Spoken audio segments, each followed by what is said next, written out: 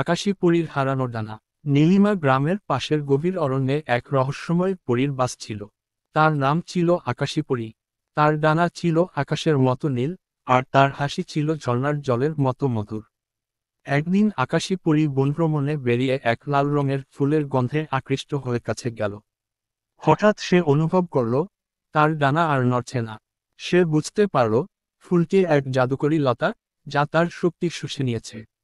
বিপদে পড়ে সে গ্রামের এক বুদ্ধিমতী মেয়ের কথা মনে করল, সুরিদি। সুরিদি ছিল খুব বিচক্ষণ ও দয়ালু। আকাশী পরী তাকে স্বপ্নে দেখিয়ে দিল, সে বিপদে আছে। সুরিদি সকালে বনে গেল। সে লক্ষ্য করল, ফুলটির গোড়ায় এক লালচে পাথর জ্বলজ্বল করছে। সে বুঝল, এই পাথরই সব শক্তির মূল।